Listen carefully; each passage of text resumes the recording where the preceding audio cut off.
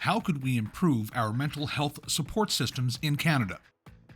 I think partially maybe integrating it more in the education system is a big thing.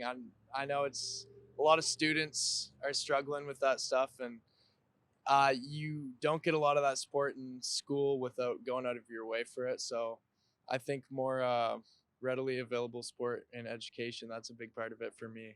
Somehow we have to get more people involved in the health system.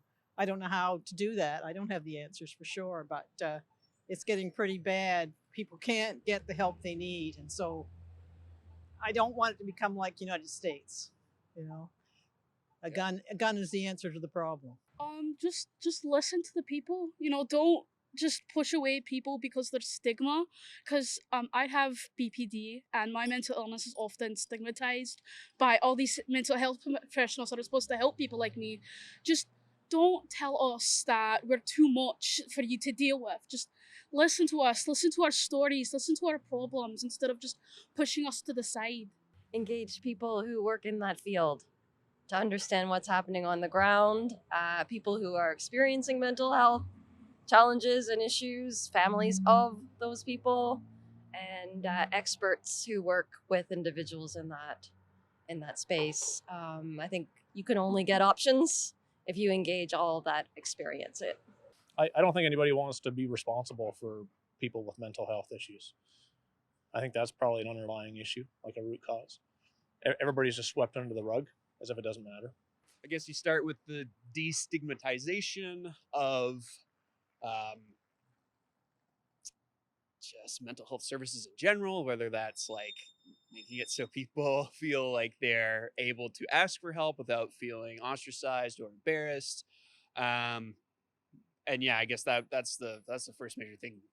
More psychiatrists, more health authority or mental health authorities, and instead of sending them out in the street, get them treatment. I've had a couple friends go into the psychiatric ward in the hospital, and within a week they're out because they tell the psychiatrist exactly what they want to hear. Oh, you're fine, you can go home now. And then they're back there a month or two later. They need to more treatment, better treatment. Take it out of the prison system, the court system, the police system, and start putting it into rehab treatment, because I think that a lot of the mental health issues that we've got are either caused by drugs or result in people doing drugs. I think it's all intertwined, and I think that we've misplaced our priorities a long time ago. And I think if we took a quarter of the money that we put into enforcement and criminalization in the justice system and put it into mental health, treatment of, and drug rehab, I think we would be way further ahead. That's actually something that I know about because I work at the wellness center at TRU, so I'm a student wellness ambassador, and I've been working with students on one-to-one peer mentor support.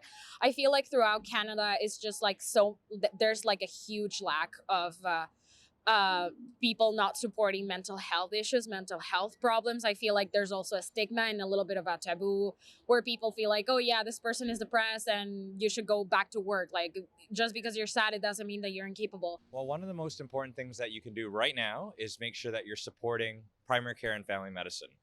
The reality is that by the time you get to needing specialized mental health services, you really have passed through the challenges of seeing a comprehensive family doctor. We know that 6.5 million Canadians don't have family doctors right now, and it's so important to make sure that we're supporting our family doctors and our primary care physicians and making sure that they're all in teams that can actually address the gamut of challenges that patients are facing, including the challenges they're facing with mental health. First of all, we have to recognize and accept that there's a problem, and the problem is huge, and that we have to put resources to supporting it. I think the big challenge is a lot of the help for mental health is so spread out. If you had an organization, maybe a minister that was focused on mental health, that would help make a difference to consolidate and bring all those different groups together. I think increased resources is not necessarily the only answer. I think it has to be integrated with other supports in the community. And the The fentanyl crisis, for instance, involves a lot of mental health issues, and tackling it simply as a mental health issue or as a drug problem is not sufficient by themselves. So that's an example of how I think things could be improved by integration. Number one, general awareness, getting the word out there, and just showing. I think there are quite a few resources available, and I think it's just promoting that, showing the availability, but just overall sympathy and being there. And I think that gets the awareness out and the word of what's available out there. Provide better resources, more money. Yeah, I don't know. I'm fairly equipped at my work with resources available to me through my benefits, but yeah, maybe some more government funded benefits towards it.